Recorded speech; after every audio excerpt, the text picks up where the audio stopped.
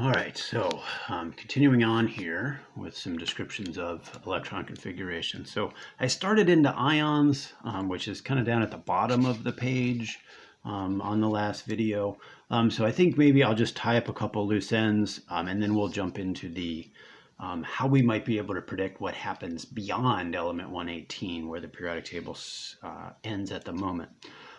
So just one further thing with ions, I mentioned when there are transition metals involved, right, you're taking the s orbitals first before you take the d's, because the order kind of reverses when you make a cation versus a neutral compound. If you're looking at a element that isn't a transition element, you just add electrons to the highest unoccupied sublevel, or you take them away. So for say lithium, which is 1s2, 2s2, right? If we were going to make that it's 2s1. I'm thinking ahead. If we were going to make that a cation, say lithium plus, that would involve removing an electron. We'd take the electron out of the 2s. So lithium cation would just have 1s2 for its electron configuration. If, however, we were trying to make a lithium anion by adding an extra electron, lithium with a negative charge, right, that electron would go into the open space in the 2s sublevel. So lithium anion would be 1s2, 2s2. And that's how it works for most of the other elements. So fluorine, we know, likes to be an anion. So fluorine neutral would be 1s2, 2s2, 2p5. Right? That extra electron to make fluoride ion would go into the 2p. So 1s2, 2s2, 2p6. Okay. Now, in addition to that, the other kind of just general issue that I should mention is abbreviations. So when we do something like the iridium we did up here, there's an awful lot that goes into that, writing out that electron configuration. Now, I think it's important to do that, and there will certainly be cases where I tell you, do not abbreviate. I want to see the whole thing. But, right, if we're doing a lot of electron configurations, the accepted method for abbreviating this is to use the noble gases or inert gases. So if we take any of our noble gases here, we can use the noble gas in a set of brackets to indicate all of the electron configuration up to and including that point. So for something like iridium, 77, if we kind of go back to the previous inert gas, that would be xenon. Now xenon, right, 2p, 3p, 4p, 5p, xenon would be up to finishing the 5p. So this whole first part of the electron configuration of iridium there is xenon. So the other way of writing iridium here would be saying xenon. So again, in brackets, like, okay, all the electrons in xenon are in iridium, but then there's also whatever the rest of the configuration is. 6s2, 4f14, 5d7. So you can do that for noble gases, not for any other elements. So for the irons here, the other example here, right, if you go back from iron, the previous inert gas is argon, and that's after the 3p6. So there, the first part of that, you could abbreviate with argon, and then just 4s2, 3d6 for the rest of the configuration of iron. So there'll be cases where that's convenient, right? But again, I want you to know how to do the whole thing. So you won't always be able to use the abbreviations, and you can only use the inert gases, right? If I ask for iridium, right, don't try to tell me it's osmium, right, plus 1 electron, because that is not an accepted way to do the abbreviations. Now, let's talk about this rule here, n plus 1 value. So the idea here is that the combined value of those first two quantum numbers, n and l, will correspond to the energy of a particular sublevel. We can use that, right? We know what the energy of all the ones in the periodic table are, but we can use that to predict what sublevels will come after the periodic table. Now, the best way to do this, I'm going to kind of write out all the possible sublevels in sort of a half pyramid diagram, and then I'll show how we can use n plus l to kind of see what order they should be filled in terms of electrons. So the first energy level just has the 1s. The second energy level has 2s and 2p. The third has 3s, 3p, 3d. So notice I'm keeping the 1s, or the s's, as sort of the middle of my half triangle, right? And then all the additional ones are going off to the other side, right? 4, the fourth energy level, has 4s, 4p, 4d, and 4f, right? And then the fifth energy level, 5s, 5p, 5d, 5f, and remember there's 5 sublevels for every energy level. There's also 5g. Now, g's don't exist on the periodic table yet. They're right around the corner, so we have to keep in mind that there are such a thing as g orbitals. Now let me add a couple more on here. 6s, 6p, 6d, 6f. 6 would go all the way out to h. Right? 7s, 7p, 7d, 7f. Right? 7s would actually go out to I, but I don't want to go that far. I'm going to run out of space here too. So I think we'll go to 10s. That should be enough to kind of show you what I'm talking about here.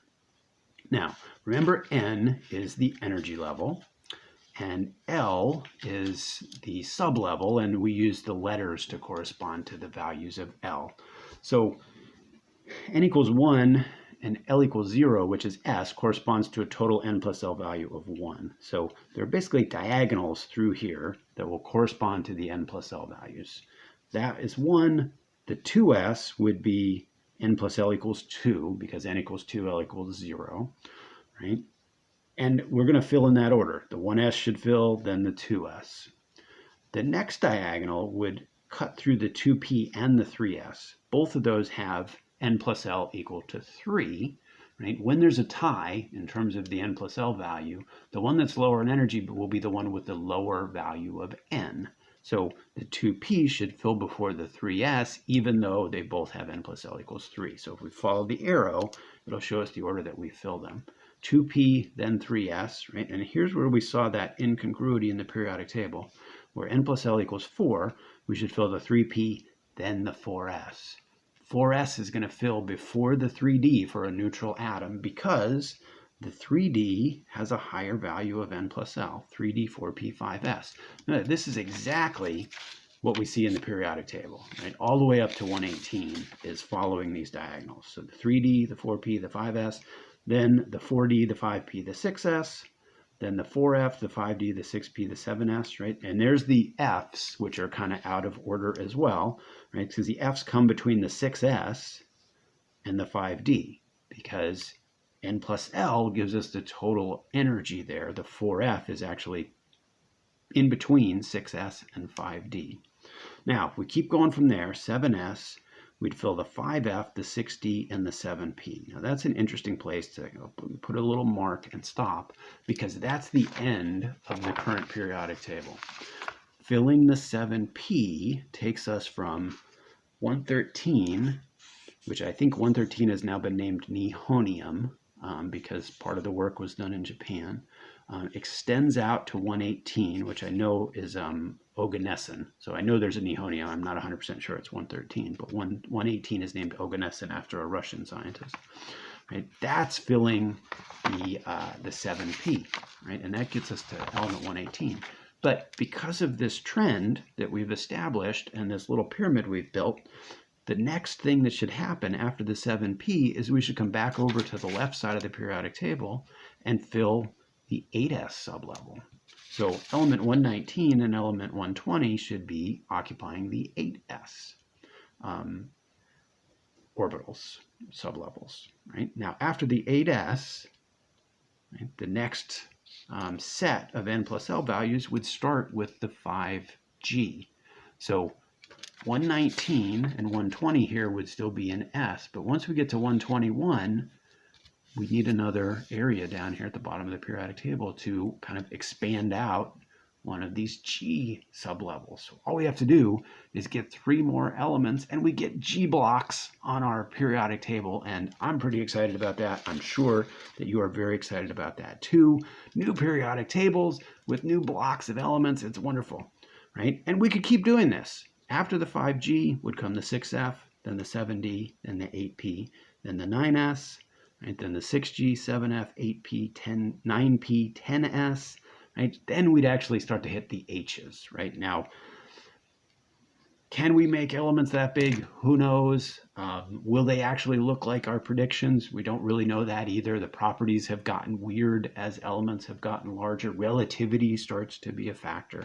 But if I was to ask you about an element that's a little bit past 118, right, based on your knowledge of quantum numbers, you should be able to kind of figure out, well, I add 2 to the 8s, and then I add so many to the 5G, and that would be the configuration of that element. Okay, and we'll definitely see some practice there when we start practicing reviewing for the exams that are coming up. That is something I would want you to be able to figure out. Okay, again, I'd say make sure you read in your textbook about electron configurations. There's a wealth of information there, particularly about, maybe I can fit this in real quick. There are a couple elements that have exceptions to what we just talked about, and copper is one of them that I guess is worth pointing out. We would expect copper to be 1s2, 2s2, 2p6, 3s2, 3p6, 4s2, and then 1, 2, 3, 4, 5, 6, 7, 8, 9, 3d9. Right? That's what we'd expect based on what we talked about. Now, if a scientist actually grabs a copper atom and looks at it, it doesn't look like that. What happens is actually one of the electrons jumps from the 4s over to the 3d. So copper actually has this configuration: 1s2, 2s2, 2p6, 3s2, 3p6. Right? Here would have been a case where using the inert gas abbreviations might have helped. 4s1, 3d10. And it turns out, in the case of copper, there's actually a little bit of an advantage energetically to completely filling the 3d, right? So one electron moves over into the 3d from where we might expect it to be in the 4s. A similar thing happens with chromium, which would have only half-filled 3d. So one electron jumps from the s to the d, and chromium ends up 4s1, 3d5. In the ground state where all the electrons are in the lowest possible position. So there are a couple of exceptions, right, that pop up here and there. I wouldn't think those would be reasonable ones to use on a test, but they are worth thinking about. So I would recommend you explore that section of the textbook chapter a little bit, because there's just a limit to how many times we can go through another example here in the videos. Okay, stop there. We've got probably one more video. We want to talk about some properties that relate to position in the periodic table, and that will round out the chapter.